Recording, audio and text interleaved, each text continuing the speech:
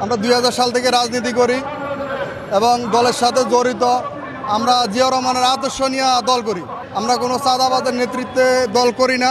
আমি আশা করি যারা বিএনপি করে, দীর্ঘদিন বিএনপি করে, তারা কোনো চাঁদাবাজিকে পড়ছে দেয় না। দেখা যায় আমাদের ভিতরে কিছু নব্য বিএনপি, নব্য আওয়ামী লীগ দোষর ঢুইকা এখন বিএনপি সাথে অপকর্মগুলো চালায়, এটা আমাদের বিএনপির ভিতরে বিএনপির ঘাড়ে দায়ভারগুলো চাপাইতেছে। দ্বিতীয় কথা হলো আমরা হাসিনা স্বৈরাচার পালানোর পরে রাষ্ট্র সংস্কারের যারা এখন দায়িত্ব নিয়েছে, তারা অতি দ্রুত নির্বাচন দেওয়ার আরো আগে নির্বাচন দেওয়া উচিত ছিল।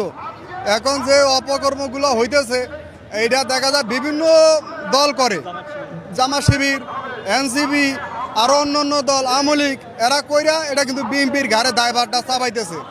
আমি আমাদের বিএনপির পক্ষ থেকে আমরা স্পষ্ট যে এটা কোনো বিএনপি এই অপকর্মে জড়িত না, এটা অন্য লোক অপকর্মগুলো করে এটা বিএনপির ঘাড়ে দায়ভার চাপাইতেছে। আর জামাত শিবিরের একটা বিষয় আমরা বারবার এটা তো জানেন, এরা বিভিন্ন জাতির ঘাড়ে পাড়া দিতে চায়।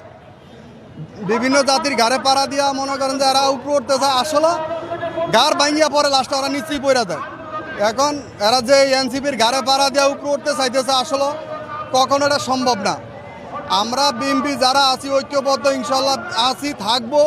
স্বৈরাচার মুক্ত বাংলাদেশ করবো এবং জনগণকে নিয়ে আমরা এটা প্রতিহত করব। স্বৈরাচারের কোনো জায়গায় বাংলার মাটিতে হবে না ইনশাল্লাহ। আপনারা সবাই দোয়া করবেন এবং আপনারা যেখানে থাকেন এটা সবাই সচেতন থাকবেন। ইনশাল্লাহ আমরা আন্দোলনের মাধ্যমে স্বৈরাচার যারা অপকর্ম চালায়, এই স্বৈরাচার আমরা মুক্ত করব।